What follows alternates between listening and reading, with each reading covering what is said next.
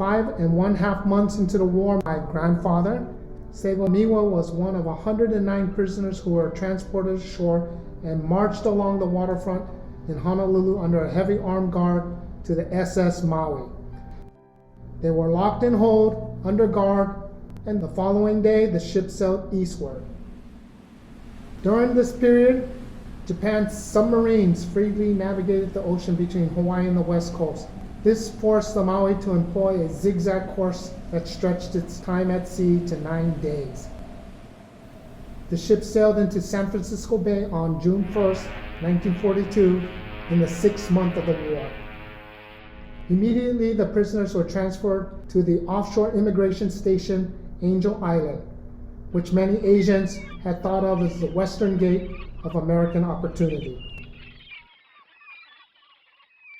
At Angel Island, the U.S. government's personnel records identified Miwa as an enemy prisoner of war. He was given an internment serial number, ISN HJ291C1. He was fingerprinted and photographed as if he was a criminal. So my grandfather had taken over his father's import-export food business, established in the 1910s, 1920s, and these are foods from Japan that were being shipped to Hawaii and even San Francisco.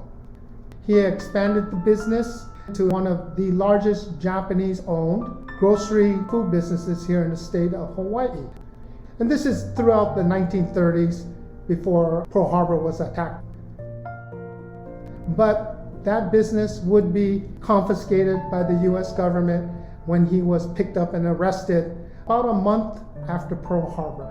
And if you're wondering why he wasn't picked up immediately, well, the governor at that time, Governor Poindexter, before the military governor took his place, had appointed my grandfather to be part of the food committee that met at Iolani Palace to help with the food distribution in the state of Hawaii, on the island of Oahu.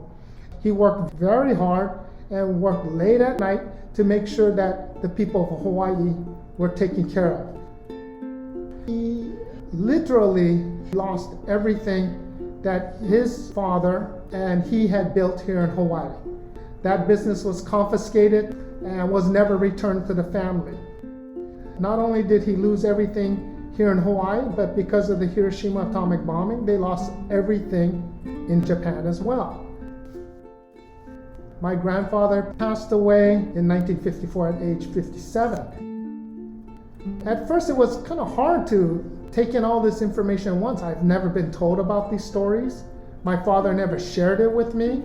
And the only reason he did was because in late 2008, when I had literally confronted my father to talk about these things, I thought I better gather these stories so that I could share it with my daughter and that she can share it with her family and so forth and so on for the next generation. He hesitated, but he agreed to do it. And that's only because he found his diary that he wrote as a 13, 14-year-old young boy in Hiroshima, the 2 months surrounding the Hiroshima bombing. And then he felt like this is something that is important to share with the world. My father said, well, it's okay to start with nothing because you can always rise and make something of yourself. That's what I saw my grandfather do to keep his family together and keep them alive and for them to have a chance to prosper.